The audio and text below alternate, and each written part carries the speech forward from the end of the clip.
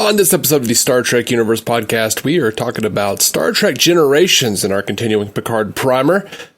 We're also going to be listening to The Garage's new Star Trek Generations inspired song.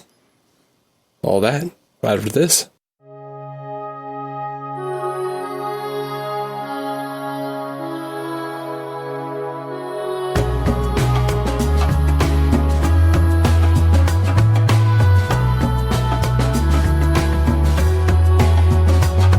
Welcome to the Star Trek Universe podcast. My name is Matthew Carroll. I am David C. Robertson. How you doing, buddy?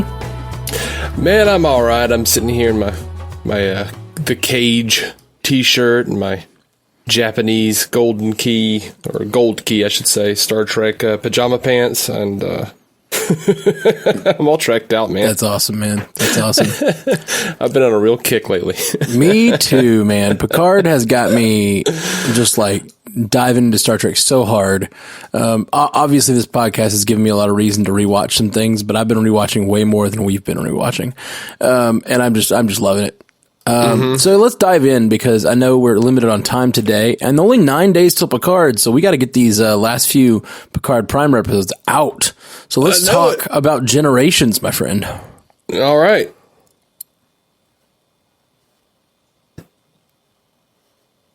One of us should talk. All right. Well, obviously, this is a seminal work for Star Trek. It being the crossover. It's the crossover. This is me and you were both old enough that this was a huge deal for us. It is, and it was, and this is the first movie I can remember negative reviews being a damper on my spirit. And you've gone to, now you do DC movies, the DC On Screen podcast, so that's like a regular part of your life now. Yeah, I mean, well, it was. And I'm just teasing you. Sorry. No, I'm serious. It was. Yeah. That's a fine point. But it has turned around quite a bit in the last year or so. But oh yeah, for sure. Yeah, Star Trek Generations, and it should have. This was like the thing about Star Trek Generations is there are things I absolutely adore about this movie, and then there are things that make no sense and annoy the hell out of me about this movie. Interesting. And well, let's get into both things. Let's get into both. First off, something maybe I noticed it on a watch before, but maybe it's because I was trying to write the song about it this time, and this is giving away early what the song is about, but the Tully and Soren wanting to live in the Nexus, and then combining that with the story of Kirk in the Nexus and Picard realizing it's not real, and so and without time moving forward, it not mattering, that really brought this movie together in a way that I hadn't had in the past. I like the fact that kind of they're telling different stories, two different stories with Kirk and Picard, or Kirk and Picard experiencing the Nexus, and Tully and Soren experiencing the Nexus, but the way they experience it is saying how they believe, what they believe about life, and I really enjoyed that. I really enjoyed that a lot. Really enjoyed that. Me too. And even from Picard experiencing the Nexus, he looks at it, he sees that Christmas ornament, and he sees the explosion, and he has a sense of duty that will not allow him to retire to the Nexus. You know what I mean? Absolutely. And then Tully and Soren clearly just wants to re-experience that one moment so bad that he wants to go back. But Kirk has a different reason, and it's that when he does that little jump, it doesn't feel the same because there's no danger, which I just love that Kirk and Picard have such different reasons that the Nexus doesn't make sense to stay in, because they're such different captains and different men. And I feel like in many ways in some of these movies, especially I don't know, First Contact and Insurrection, they try to make Picard more of a action hero. Yeah. And that was never Picard. And this movie, they did it here too. Oh yeah, for sure. It's just, I like that I don't know. He's a man of duty. It's not like he never had fights. It's just like, particularly I think in Insurrection just feels a little more, I don't know. Like, at least in First Contact, it's like this very personal thing. He's fighting the Borg, and you can get like why, oh yeah, he wants to viscerally hurt them. Well, for Insurrection, you can kind of chalk it up to like, oh, well, the planet's radiation is making them all feel a little special sporty and younger and aggressive. And that's true. Definitely feeling aggressive tendencies, Captain. Or that's some solid headcanoning right there. I mean, that's what they said in the movie. They actively said it like 3 times. Yeah. No, you're right. Oh, I just meant why Picard is more adventurous. Oh, yeah. Like, I don't think that's what they said. They definitely have, but it makes a lot of sense.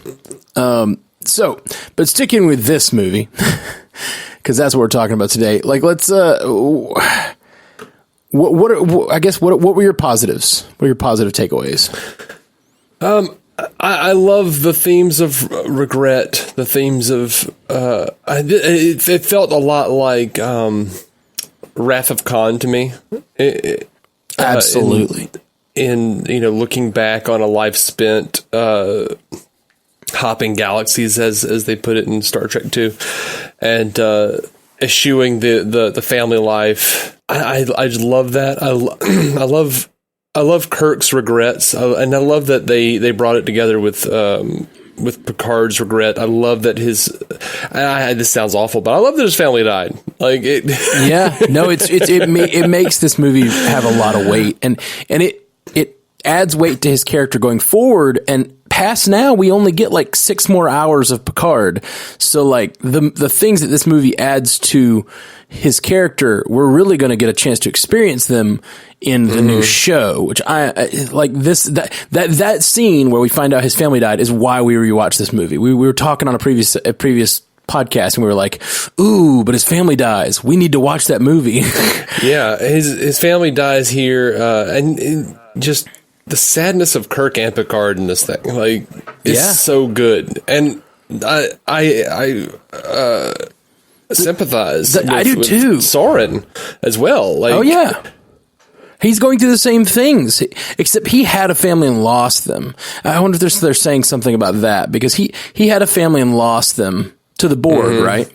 Yes. And then, so he wants that back. Kirk and Picard never had a family. And yeah, I love how consistent Kirk's character is. And I don't know who was responsible for kind of shepherding Kirk's character from the original series movies into this movie, but it feels so much like the Kirk we knew from Wrath of Khan. Screenplay by Ronald D. Moore and Brandon Braga. There you go. But I also think it's very likely Shatner himself, in the way that he played it. Even if he didn't change any of the lines, the way that he plays it is just so note perfect. And often when people return to a role after it's been a long time, like, you can kind of tell, oh, he's not really him. He's not really Kirk anymore. But man, this is Kirk. This is just Kirk. And it's so good. And it follows, it continues even into Kirk's death. It follows an arc for the character that has been there since the original series. In the original series, you get these little scenes of his longing to have something more than just the Enterprise. And especially like the Naked Time, where he's, actively crying and talking about, how he can't be with anyone because it's not proper for a captain to be with someone.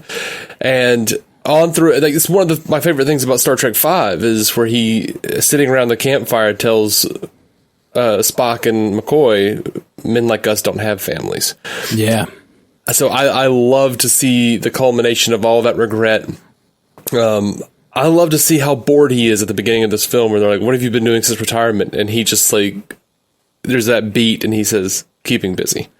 Like, oh God, you haven't at all, have you? Yeah. Oh, you're being driven nuts, aren't you? By the way, this is a complete offshoot, but anyone who follows my podcasts closely might have followed us onto the Watchmen podcast. And in the Watchmen, which is made by Lindelof, who loves Star Trek a lot. He made a big plot point out of a horseshoe and eggs. Like both of those things were recurring imagery throughout Watchmen. And I was watching Generations, and inexplicably, he's making eggs, and Kirk walks over to a little box and finds a horseshoe, like a diamond encrusted horseshoe, and then puts it back without explanation. And I was like, that feels like Lindelof was referencing this movie. And I don't know if that's true, but it seems almost too coincidental that someone who loves Star Trek would make a show and throw in those two elements from this weird scene that don't seem to go together. It was real strange. I loved it. Yeah. I don't know if that's true at all, but if weird. it is, I don't know. It was cool. Maybe I can tweet at Lindelof and see if that means anything. It's also a theme of like sort of being out of time and stuff in Watchmen too. So like there's all this stuff going on, and living a fake life and all that kind of stuff. Like there's all these themes in Watchmen that like are in that scene, and I was like, what is happening here? Anyway, yeah, and I've loved that actually about the Kirk's Nexus scenes. I love that, like in his time off from Starfleet, Kirk like lives on a ranch and rides horses. Like I know that Shatner has a thing about horses and he loves the equestrian life, but yeah, and I'm sure that he had something to do with that. Oh yeah, but no, he only agreed to do this movie if they would agree to rent his horses. That's hilarious. Yeah. So all the horse scenes in this movie are apparently, I heard that on another podcast. So I'm referencing another podcast. I don't even remember which one, to be honest. But apparently those scenes are a way of him making extra money on this film by renting his own horses to the production. I hadn't read that, but that's funny if that's true. It's so funny. Oh, it was the Cracked podcast. They were doing an episode on weird ways people made money out of movies that like are not like, apparently Zack Snyder for the Superman movie, he bought a cornfield and actually grew a crop of corn and sold that corn because he wanted the cornfield to look a certain way. So he actually grew and sold the actual corn. Dude, that guy's I don't even know, man. Yeah. But yeah, I love the idea that in his time off from Starfleet, Kirk is on a ranch riding horses. He's the cowboy we've all claimed he is all these years. Yeah, and I love how it ties in with Generations. How he's a man out of time. It's like he's in the Old West or something. I dig all that quite a bit. Yeah, I think there's a lot more thoughtfulness put into this movie than is often given credit by fans. But I do understand some of the stuff is like, what were you thinking here? This is stupid. So I don't feel that way. I feel like this movie is pretty great. Nothing really makes me feel like this is stupid. So please enlighten me, because nothing hit me as like, this is dumb when I was watching this. For me, that there's a huge bit. Well, okay, a lot of people will bring up all like the mystic, unexplainable Nexus mumbo jumbo. Well, sure, like that. But that's just I love that. That's just a conceit. That kind of shit. Yeah, that's just a conceit. You have to buy into it, and then that's how it is. Like, that's just the rules of the game. You can't say, "Hey, we're gonna have this trippy Star Trek movie," and say, "Oh, but no trippiness in it." Mm-hmm. Like, that's fine. That doesn't bother me. So, what else might someone dislike? Now, I myself find it a little problematic in terms of like why did the Klingons agree to let Picard go down to the planet's surface exactly? Like, what logic is there in that? Like, it's a good question. They're going to beam over the Forge and Picard beams down to the surface? Yeah. But why? I don't remember, honestly. Well, because there's no reason. Like, Picard is like, send my first officer over and then you can have me. But first I must beam down to the surface. And they're like, okay. But why? Why would you let him beam down to the surface? That makes no sense. I mean, I guess if it's just his condition on his own surrender. But yeah, I guess if he's a valuable enough target, which I think he would be as the flagship captain. But yeah, that's fine. I remember that scene, and it didn't really bother me that it happened. But yeah, maybe that was a little weak. Yeah, and I didn't think about it for a long time, but then I was like, wait a minute. All right, well that's a little bit of a flaw in the logic, but bad decision by the Klingons. There is. Well, I think the Klingons too. Like they're not invested in Tolian Soren's plan. They've already got. Understand they've already got their. Is. Tolian Soren kept the information. You remember he had that the information on the trilithium. And then he said he was going to beam down to the planet and send them the access codes. So I guess once he's down there, they don't really care if Picard tries to stop him. And it's probably good for them if Picard stops them because they don't really want to be a part of a huge genocide. That's not their goal. Their goal was the trilithium.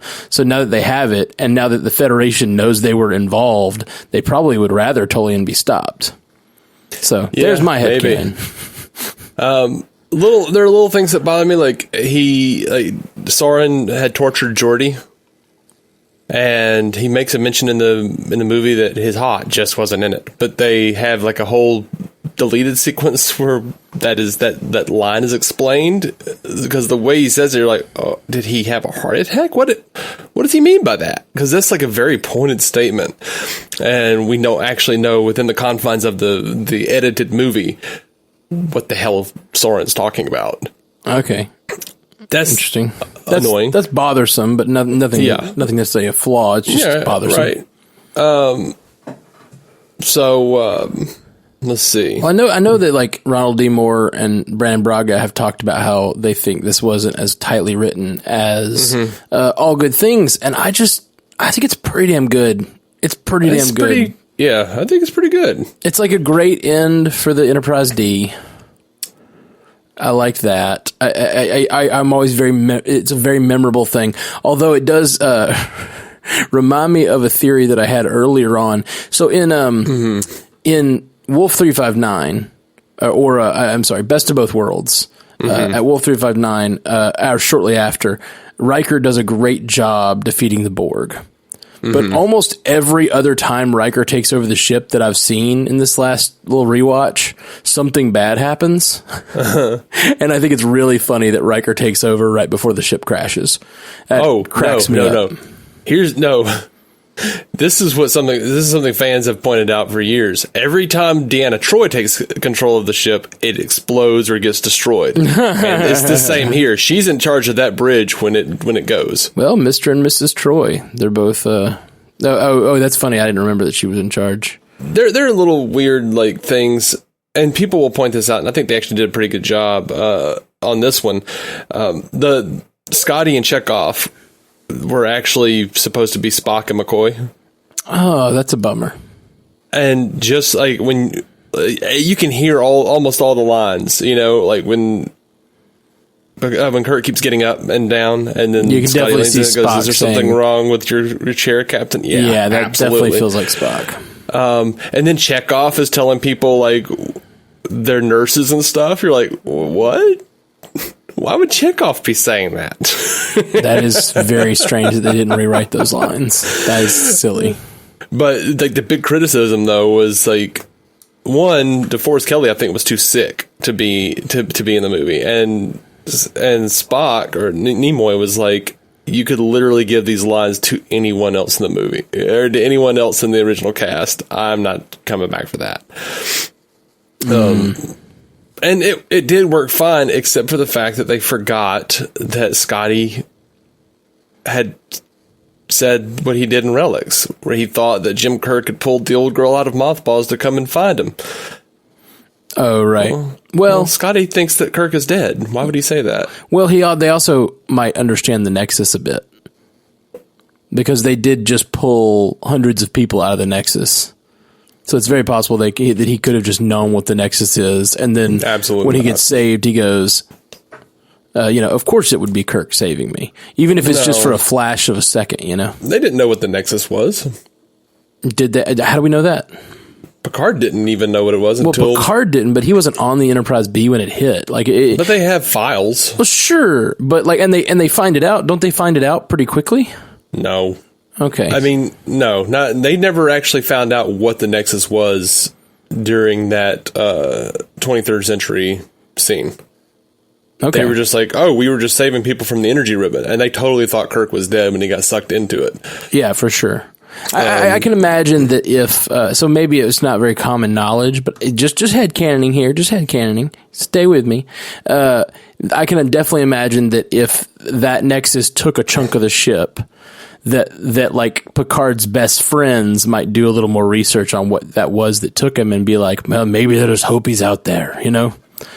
Well, no, that doesn't make any sense because it's right when they pull Scotty out of the transporter buffer in Relics. He says, "The Enterprise, of course. I bet Jim Kirk himself pulled me out of mothballs." Now, I've seen some people, some extended universe stuff say that he was disoriented. I've seen some extended universe stuff say that he never truly believed Kirk was dead because he'd seen him cheat death so many times, but he didn't have an actual solid footing for that belief. Right. I still think that the line makes sense. Like, even if it just is a flash of a moment, if he's thinking that, I still think like he just, someone saves him and then he goes, hey, it's gotta be Kirk. Oh no, wait, he's dead. I mean, headcanon aside, I think we can all agree it's just sloppiness. Sure. It's sloppiness, but like it's a line from a kind of a joke that one of the characters said. So it's not like it's a plot point from an episode. I can forgive that. And like, I can forgive it in a way that like, it's just something he said as like an overstatement or like a serendipity that the Enterprise picked him up. But anyway, so you know, I just think all those don't sound like too big of flaws to me. Yeah. So I just really like this. I like this movie a lot. The biggest one, and it's always going to be the biggest flaw for me on any time travel movie. Why didn't Picard and Kirk go back earlier? Sure. And how we know that all the subsequent movies haven't taken place in the Nexus? Sure. Did they choose to leave the Nexus? Is that how the Nexus works? Is like, oh, if you choose to leave, you can leave? Yeah, I think that's what we have to assume. Or is it, can you literally change time in the Nexus? Or is it, because for the first half of the movie, it kind of made you feel like it was just like a fantasy. Yeah. And then it turns out to be real somehow. What do you mean it turns out to be real? Well, because the Enterprise crashes and then the energy ribbon hits the planet and destroys and kills everyone. And well, now it's not. Oh, because they go back in time. They went back and stopped it's weird. It is kind of strange that the Nexus also is a time machine. I'll give you that. I think that's the weakness of that plot point. It's like the Nexus is a place you go and you have dreams of whatever, but then there's that one throwaway line where Guinan's like, "Yeah, you can go anywhere you want. I've got this TARDIS here in the Nexus with me. Where do you want to go?" Yeah. And, you know, I'm fine with there being like an echo of Guinan there in the Nexus or whatever. It's weird, but yeah, but it's fun. It's better than some like faceless Nexus voice telling him what's going on. It's kind of nice to see Guinan. I did enjoy Whoopi Goldberg being in the movie. I wish she'd been in the others. Yeah, for sure. But there's a it's strange to me that Picard would be like, oh, well, cool, we stopped him, but now Kirk is dead. Well, but what if we, like, at what point did he leave the Nexus? Could he have gone back and redone it to where Kirk didn't die? Could he have gone back and stopped his family from dying? Well, possibly, but he'd be risking those 3,000 people again. Because, it doesn't know. And who knows how time travel works in this particular scenario. Maybe there is a timeline now where 3,000 people died, including the Enterprise crew. And now they're just in a better timeline that he just created by saving everyone. So, who knows? Yeah. All right. So that's good. We're running low on time here. So you want to jump into any quotes or trivia? Oh, there's a bit that that they always write in, and they wrote it into Unification and Relics, and they've done it here, is some iteration of I was doing this when your great grandfather was in diapers. Right. Every original series cast member says that except for McCoy. I think Admiral McCoy didn't say it in Encounter at Farpoint. That seems like such a thing that he would say. I know, but he didn't have to. He wasn't in any situation that was actually like worrisome. He was just grumbling about how Data sounds like a Vulcan. Yeah. I love many of the lines. Like the dialogue in this film is is probably my favorite thing about this movie. Just there's so many good lines. We just don't have time for it. The best line in the movie, in my opinion, is "Time is the fire in which we all burn." Yeah, they Love say it. time is the fire in which we burn. But which of course connects directly to the fact that Picard's family just died in a fire, and I don't even think we know that yet. When he says that, and Picard gets a like long look on his face, and we find it out in the next scene, and it's such a great, like, on a rewatch, it's such a wonderful, like, oh, that hits him in a totally different way than it hit me. It's so good. Absolutely. And I love Data's arc in this thing, even though his emotion chip doesn't look anything like it did in the series. Whatever, I don't know. Yeah. But he's you could say I have a magnetic personality. Mr. Tricorder. Life forms, all of the life form song. I like the life form song a lot. And then, like, it does go from sort of broad, silly comedy to total fear and just all of those negative emotions, self-doubt, self-loathing, all of those issues that Data has throughout over the course of the movie is just fantastic. Spiner does such a fantastic job of drastically moving between emotions. Yeah, it's really great. It is in many ways, I liked the, what am I trying to say here? I like the, self-control they used in this movie to not make him a perfectly balanced, emotional being. It was like they knew they were going to get more. You know what I mean? And there's a certain confidence to this movie with the destruction of the Enterprise, and they're like, oh yeah, that's just how this one ends, and it just definitely feels like there's going to be more, you know? Yeah. There's a great bit where Data says, I have not been behaving like myself lately, and he's sad about this, and Geordi says, no, Data, you haven't. You've been behaving like a human. And just this little gleam of hope and happiness in Data from Geordi saying that. Yeah. That's one of my favorite bits. I remember in the theater, this got such a huge laugh when we see when the Klingons see Beverly on Geordi's visor and says, human females are so repulsive. Yeah, that's a great line. Great line. And a great commentary here on TNG. He bathed, now he's roaming the ship. He must be the only engineer in Starfleet who doesn't go to engineering. Which is kind of unfair. He does spend a lot of time in engineering, but it's funny. It's very unfair for his character, but it's still a fun line. He does spend a lot of time outside of it too, though. Yeah, but that's probably normal. Do you remember seeing this in the theater? Do you remember Data saying, oh shit, and everyone cheering? Vaguely, yeah. And of course, I like the after the ship is destroyed, the slow pan over to Data, and he's like, "Yes!" It's great. There's a lot of really good stuff in there. Are there any trivia that we want to talk about before we shut it down? There is a ton of trivia, and I'll sort of condense. Throw a couple of the best ones at us to what I remember. They were apparently really trying. They said the best possible poster. Ronald Moore explained, the best possible poster you could ever hope to have for this picture would show you the two Enterprises battling against each other. We all tried our best, but we were never able to come up with any scenario that made both crews look heroic. No matter how we played around with this thing, somebody was going to come off looking like the bad guy.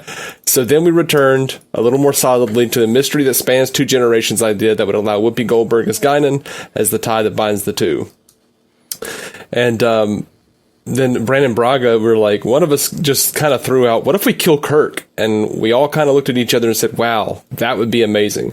And from that point on, Kirk's death became part of the fabric of our story. And as a big surprise to us all, there was never a moment where it really came into question. Which that's a big negative for a lot of people. Did you like Kirk's death? Yeah, I did. Especially in the context of him leaving the Nexus. His death is, like, he died saving 3,000 people, which is like, it felt like a day in the life of Kirk, and it just finally, death caught up with him. And I liked that. Was it 3,000? I thought it was... Oh, it's probably like 300,000. I keep seeing 3,000. It's probably 3 million or 300 million. I don't know. It's a planet. It was 12... Yeah, I thought it was 12 million. I think one of the big flaws is that we never actually get to meet or see the people of Viridian 3. We don't... Or Viridian 2 or whatever the hell it was. Yeah. However many people were supposed to be saved by this. That's fair, but I also think there's not much room. And, a lot of people say that he should have died on the bridge of a ship somewhere. And, the big joke is captain of the bridge on the captain. But I always liked Kirk's death. And I like the fact that we never met the people because Kirk never met the people. And Kirk is the kind of guy who would sacrifice himself for people he never saw or never met. Yeah, for sure. He does it twice in this film. And people say he should die on the bridge, but I think that it actually makes a lot of sense for him to die on a planet. He spent a lot of his time on the planets, he was the guy who would go down into the adventure. He's not if Picard dies, which he probably will in 3 seasons of Picard, he needs to die on the bridge of a ship, I think. Yeah. I agree. He almost never left the bridge, unless he was taken off the bridge by an alien presence. He's a bridge type captain, whereas Kirk often went down to the planet. I think it would have been nice if he died saving the Enterprise. That would have been nice, because that's always been his love. Yeah, but he, that would have been a nice bookend since he lived by destroying the Enterprise at one point. Yeah, it would have been nice to see him die and lie on the ground and watch the new Enterprise flying through the air or something, see it flying through the atmosphere as he died, dying to save the Enterprise. I could see there being some poetry with the ship, but I don't mind that he died on the planet. Yeah, it's not bad. By the way, did you realize that this movie took place a year after All Good Things? I did not. Yeah, they added consoles and stuff. The actual bridge is bigger. They took out those side compartments and stuff and added a wraparound console all the way around.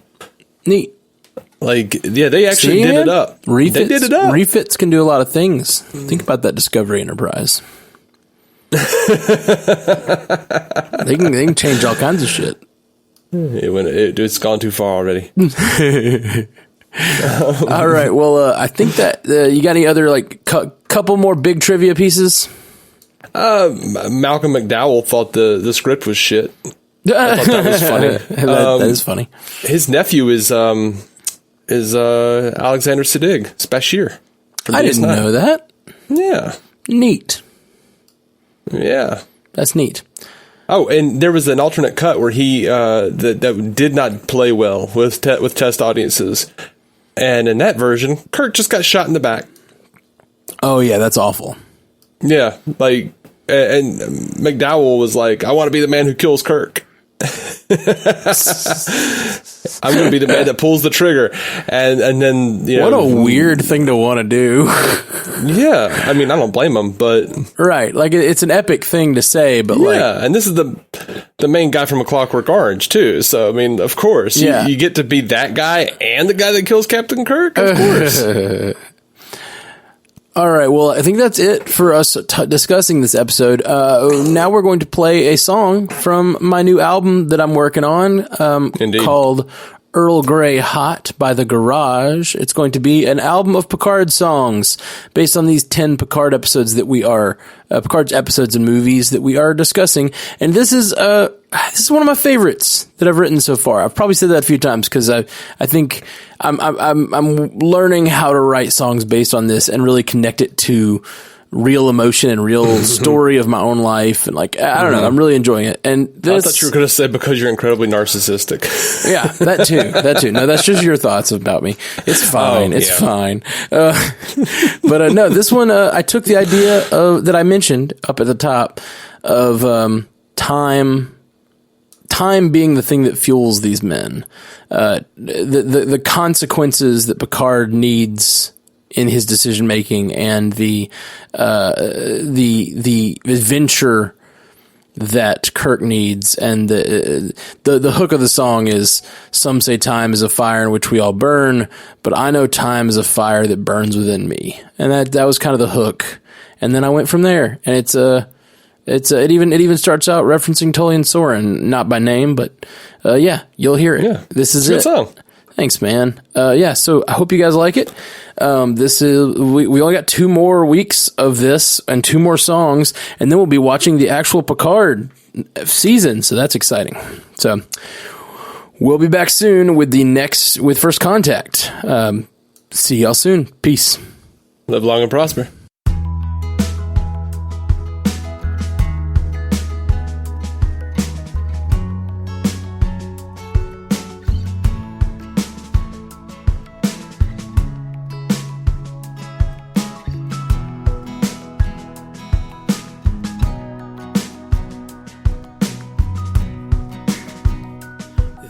A man who planned to live forever.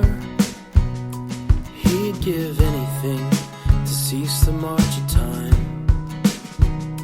Searched his whole life for a moment he'd already lost, so he lost so much more. Some say time is the fire in which we all burn, but I know time is the fire that burns within me. What makes a moment worth holding on to is that you can't.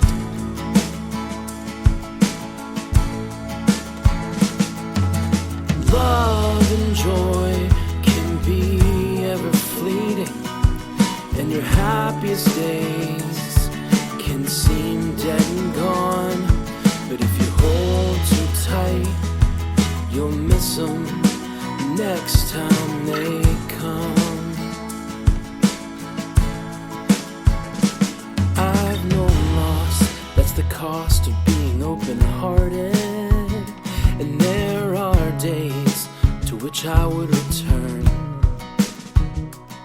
Oh, but a life without pain is a life without joy. It's just a dream. Some say time is the fire in which we all burn, but I know time is the fire that burns within me. What makes a moment worth holding on to is that you can't.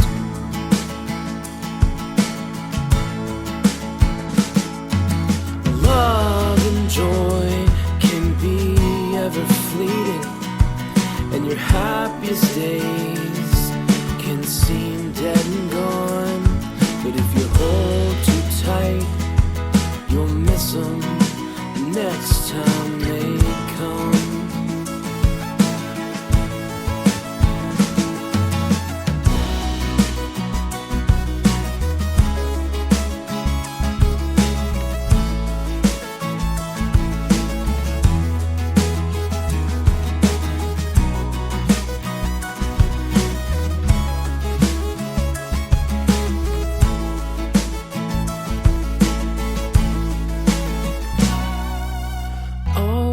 Is now. This is the moment that we know a thing about. The past is just dreams and pictures in our mind that we cherish over time, but it's gone, and you can't get it back. All we have is now. Let tomorrow worry for itself. Just live each day and seize them as they come, and be just who you want to be.